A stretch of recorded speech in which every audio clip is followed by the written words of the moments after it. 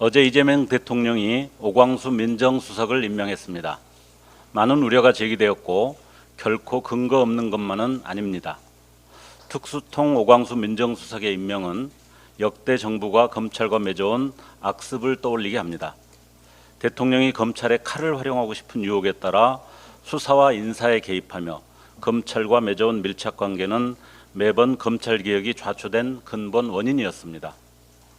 검찰 출신 민정라인이 정권의 핵심 정보를 장악하고 어느 순간 정권을 흔드는 악순환도 익숙합니다. 이재명 정부는 개혁 진영의 이러한 우려에 대해 가볍게 여기지 않아야 합니다. 법무차관, 장관 인사에서 같은 우려가 반복되지 않아야 합니다.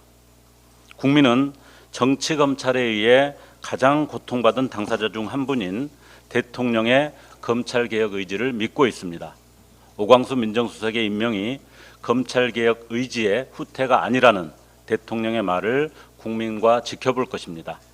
신임 민정수석은 검찰개혁으로 국민의 우려를 해소해야 합니다.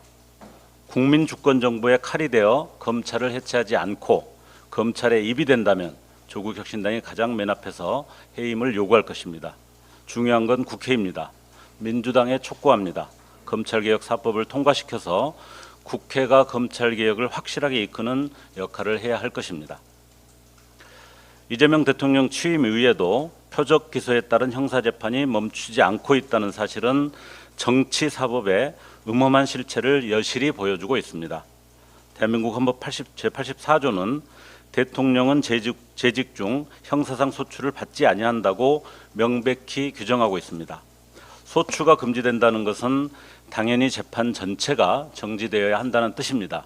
그러나 지금껏 대법원은 이 문제에 대해 단 한마디의 입장도 내놓지 않고 있습니다. 우리는 조희대 대법원장 체제하에서 일어났던 유력한 대통령 후보에 대한 피선거권 박탈 시도를 똑똑히 기억하고 있습니다.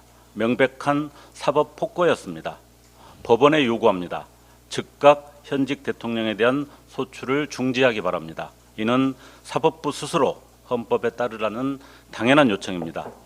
개별 법원의 선임안을 기대할 수 없다는 점에서 국회는 조속히 형사소송법 개정을 통해 사법의 헌법 불복을 방지해야 합니다.